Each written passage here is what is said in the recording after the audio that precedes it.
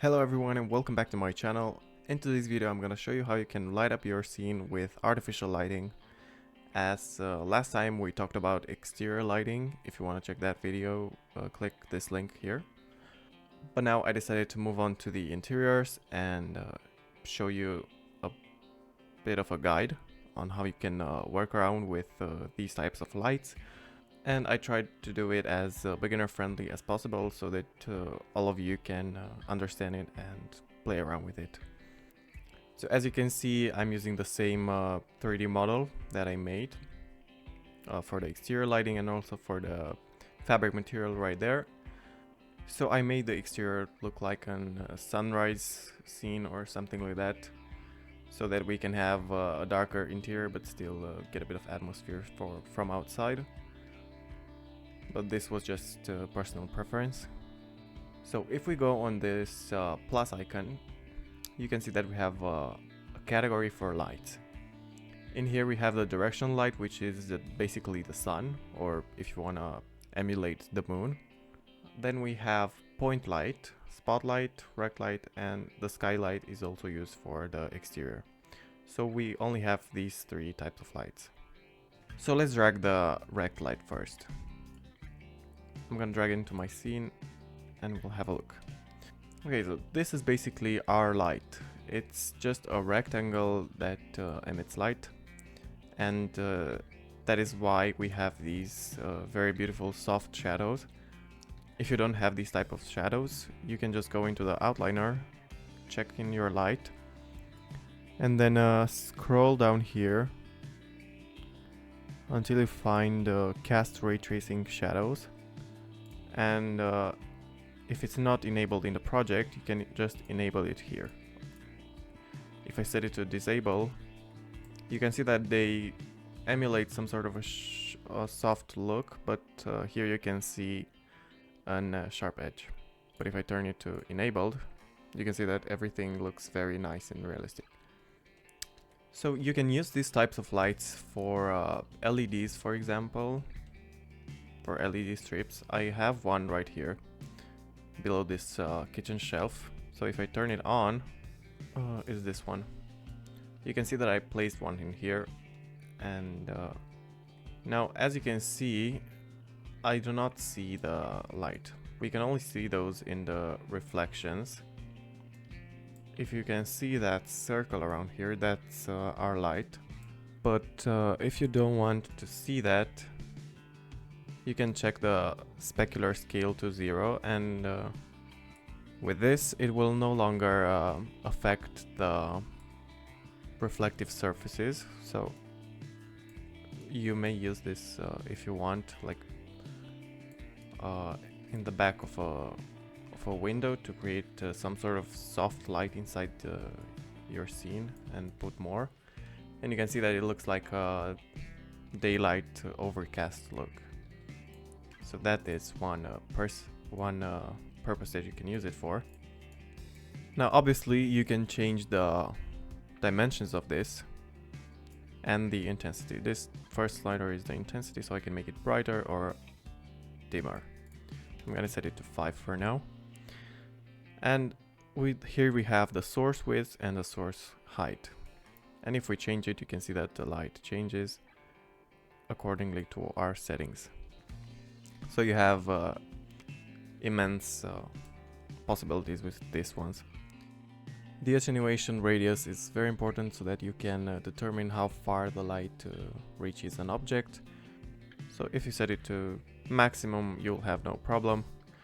But if for some reason you want it to be something like this, you can just lower the radius and it will affect just this area that is contained inside the sphere that is creating around it. But for now I'm gonna make it wider. And the barn door angle, it's basically this other outline that decides how much the light spreads around. So if I set it to 0, it will come out straight perpendicular. And the barn door length is this side. You create some sort of a invisible outline so that the light can only shine through this end part. And if I set it to maximum, you can see that you can create some sort of a projection effect, which I think is pretty cool. And another important thing to notice is you can change obviously the color of the light. So if you click on that, I can make it whatever color I want. And because we're using lumen, and obviously in path tracing, the scene will, the global illumination will take notes, and it will bounce around very nicely. But if you don't want to use a light color, you can just scroll down a bit and check this box for use temperature. And from here you can use the real world light temperature values. So the most commons are 22,700 Kelvin or 3,000, 4,000. I mostly use between 3,000 and 5,000. I don't really go below and above that, because above it makes like a really cool light, and down it makes a really warm light, which I don't really like, but I tend to use this for fireplaces or something like that if I need it. In here you can change the indirect light intensity, so how much the light bounces around from your light. If I set it to 0, it will be very dark. If I set it to maximum, you can see that it brightens up the space a lot. Okay, so that was pretty much it with this light. I tried to cover the most important parts, which you would probably need. So I'm just gonna hide it for now. Now let's go back here and add a spotlight. Let's see what this does. So as you can see, a spotlight is basically a light shaped like a cone, and it emits light just in this direction. You can just aim the light in a direction. You can see that there's an arrow here, so that's the direction where the light will be going in. For example, I'm gonna put it like here, and I'm gonna move it. Oops, not that one. I'm gonna move it backwards a bit. Now here we have the same settings, intensity, which you can change the units to lumens, for example, how they're used in real life. Then we again have attenuation radius, which is how far the light can go. Now we have the outer cone angle. This is this cone that you can see. So if I'd make it narrower, it's gonna concentrate that light just in that area. And if I make it wider, it will widen the cone. Now you can see that we also have the inner cone angle, which if we can enable from 0, we can make the edge more like to look like a spotlight. I mean, it is a spotlight.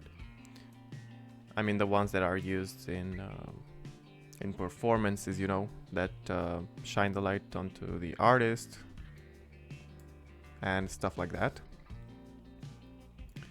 You can also play around with this one. You can see that the light will be more concentrated, will be very even in this blue cone, and it will be softer in the outer cone.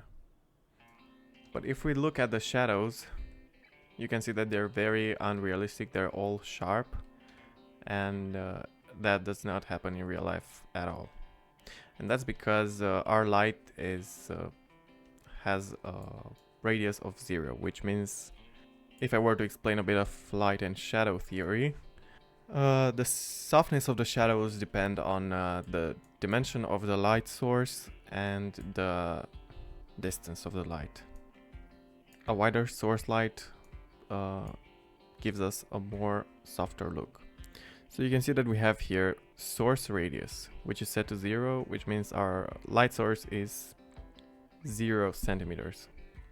Now let me go closer.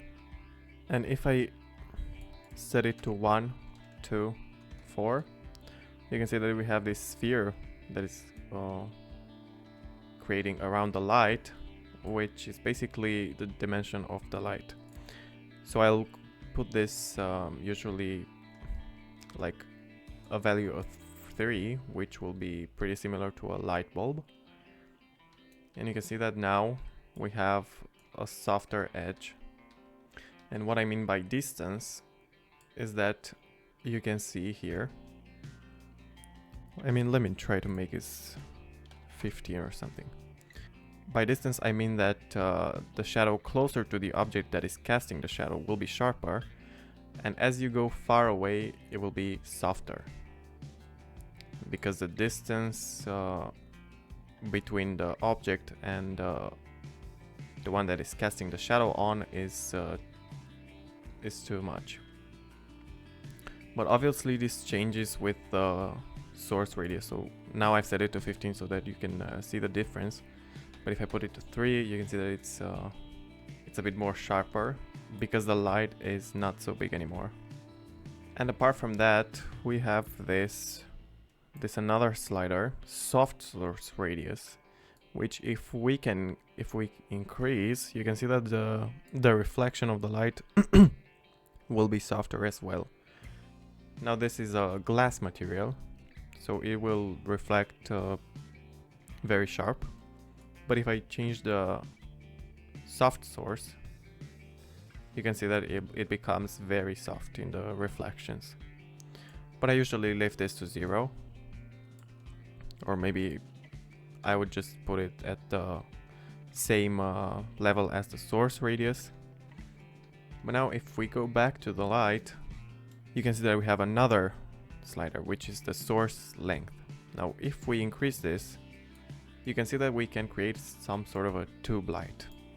And this will obviously affect the shadows, because the tube is expanding in this direction. Also the shadows will be softened by this direction. I don't usually use this type of light for spotlights. For spotlights I usually leave it to a sphere. And that's it. Now obviously you can change the temperature and the color just like any light. And also the indirect lighting intensity, which you can see that it bounces off nicely if I set it to maximum. And now let's add the last light that we have available, which is the point light. Now the point light is basically a soft a spotlight that emits light in every direction instead of concentrating it onto an area. So as you can see, we have the same problem with the hard edges because it's again set to 0. So I'm gonna set it to 3 as well. The soft source radius also to 3. And here I usually go for a source length when I need it. So I'm gonna set it to 10, and I basically use this for when I do like some sort of a tube light like this. Yeah, but one problem with this light, I mean with all of these lights, is the noise. So, and this happens because of the ray tracing, I believe. Because if I set it to disabled, you can see that they're looking fine, but they're not having that quality. So it will work if you don't use the ray tracing, but I would suggest you should use it for all of the times, especially for cinematics and stuff like that. But if you're making a game or a real-time, I don't know, showcase or something, I would keep it on disabled so they look more nicely. And again, same settings, color, temperature. And yeah, you can use color with temperature combined. So that, for example, you can make a warm pink or a cold pink if you want. The possibilities are endless with this. Again, with the indirect lighting, you can see that the shadows are almost invisible. With these types of lights, I wouldn't really do that. I would leave them at default, so they have so that we have a bit of contrast going around. maybe even at 0 in some cases. It depends on the look that you want. So these types of lights I would use for like a ceiling light maybe. Or if you have a pendant light, I have those here, but these work better with spotlights because they're a bit like that, so that they can only shine downwards. But if you have like a circular shaped spotlight, I would suggest you use one of the point lights here, so that way it will shine in each direction. But they also work great for wall lights, for example, if you have sconces, something like that. And you can see how nicely, if I put it against the wall, you can see how it shines on the material and makes it look more raw and more realistic. Now that I've shown you this, I think I must add some sconces around. I haven't added any, but I think I'll do that. And we have a third option, which is, let me make, and I'm gonna scale it to 0.2, for example. And let's make a new material. No, actually we only need the emissive color for this one. So I'm gonna set it to whatever color I want. For now I'll set it to some sort of a yellow. And I'm gonna right click, add a multiply node. And I'm gonna plug it into the A, and then I'll plug it from here in the emissive color. And I'm gonna promote the B to parameter. And I'll call this strength. Okay, and now we have our emissive material, which is set. Now, if you see that it's black, it's because I haven't enabled the strength. It's set to 0. So I'm gonna change it to 1. Then you can see that it started to light up. And then I'll make it like 50 or even 1000. Now this is the reason why I'll never use meshes with emissive materials for lighting my scene with lumen. I'll probably use it with path tracing if I were to do that, but with lumen it's super hard to calculate it. And you can see that if it's not included in my frame, it will not cast the lighting at all. And that is a big problem, and look at this shimmering going around. So what I'll do instead is I'll set it to a 1 or 5 or something like that, to just give an emissive impression, just like I did with these lights here. And then I'll add my where is it? My point light right to get the angle properly. Okay, so you can see that the lighting is very even, and that's because the light is inside our mesh. So I would increase the radius until it's out of the mesh, like this. But be sure not to do the mesh this big, only if it's intentional. Or if you want, you can leave it at that. I'll just select the sphere and I'll scroll down in the details panel until I see dynamic shadow. This one I'll turn off, and now it won't affect our scene anymore. It will just be visible in the reflections, as you can see, but our scene will be lit by the sphere inside it. So that's one way of how I would use it. But for now, let's close all these lights and I'll show you what I did here. And don't be afraid to use more lights. It's just that one thing that's important is to have your lights set as static, because I noticed that if they are unmovable or even stationary, sometimes they can create glitches, and I'm not a fan of that. And just so you know, you can also animate them in the sequencer if you track them. What is that? Rect light 2.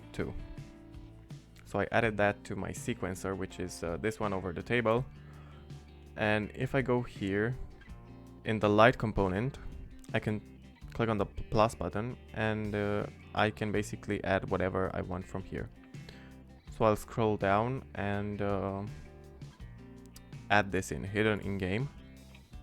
And you can see that we have visibility turned on for now. But if I go to another frame,